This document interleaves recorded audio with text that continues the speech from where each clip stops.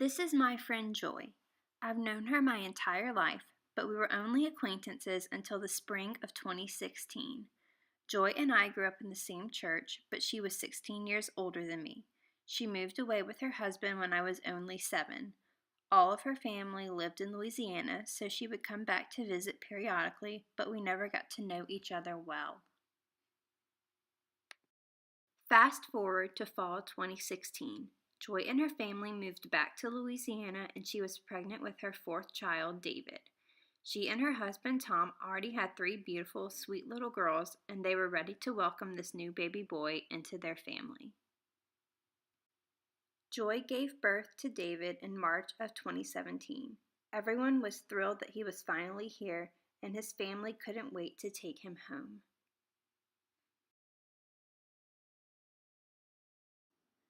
In the coming weeks, Joy would realize that something was not right with David. David would eat frequently and for long periods of time. However, he would only be satisfied for about 30 minutes to an hour. During that short period of time, David was happy, bubbly, and sweet. But when his hunger would return, he would get fussy and miserable again. At first, Joy could not figure out what was wrong with her little boy. She spent weeks trying to make sure David ate enough, but the cycle was punishing and she was growing weary fast. A couple of months prior to David's birth, Joy's sister-in-law had a baby girl. After a couple of months of struggling with her dropping weight, the doctors figured out that she had a tongue tie and was unable to eat properly. It occurred to Joy that perhaps David had a tongue tie. That would explain why he would eat for long periods of time but still be fussy. So she decided to make an appointment with a speech-language pathologist. She sought me out, knowing from talking to my mom that I was studying speech pathology, and invited me to go to the appointment with her. I was unable to do this because of class, but Joy told me that she would update me on what the SLP had said.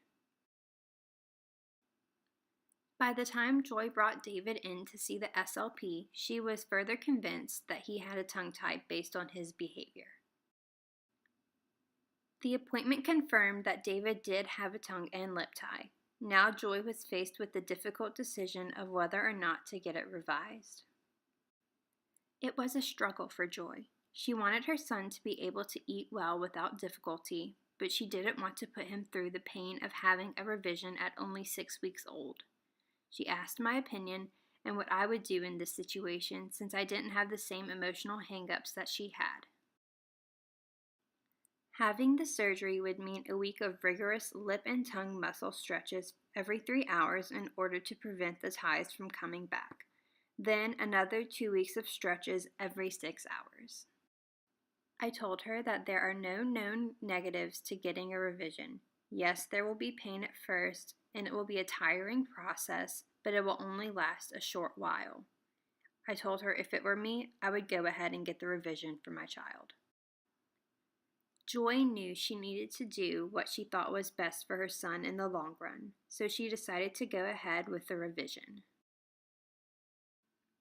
Weeks after the revision, David was eating well, gaining weight, and going to speech and occupational therapy. Joy had also invited me to go to all of David's therapy sessions with them, and it was a wonderful opportunity for me to get to see what my future job may look like. During these therapy sessions, I learned that much more than just the ability to eat correctly is affected by tongue tie. I was surprised to find that tongue tie is not uncommon and also hereditary. It also can affect motor skills and cause night terrors amongst other things.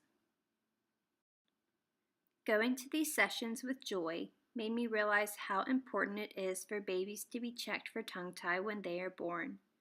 Many times when a child is born and continues to lose weight and have other problems, it is not on the doctor's radar to see if the child is tied. Thus, the problem continues and gets worse. If we check for tongue tie at birth, like we check for hearing loss, then many mothers and babies would be spared the physical and emotional stress of having a tongue tie.